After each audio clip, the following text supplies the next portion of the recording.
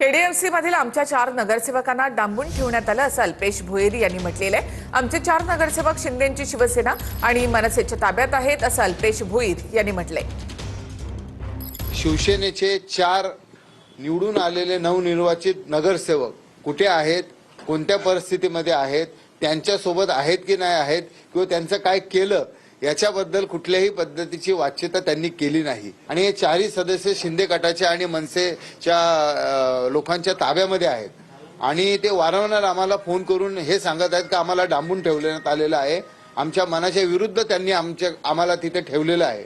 आमची कुठल्याच पद्धतीची इच्छा नाहीये शिंदे गटाबरोबर किंवा मनसेसोबत ते जे काही अलायन्स करतात अशा पद्धतीचं कुठल्या पद्धतीचं अलायन्स करण्याची। मला असं वाटतं की ज्यांच्या ताब्यामध्ये आमचे नगरसेवक आहेत त्यांनी त्या नगरसेवकांना समोर आणून त्यांची भूमिका देखील स्पष्ट करून देणं गरजेचं आहे।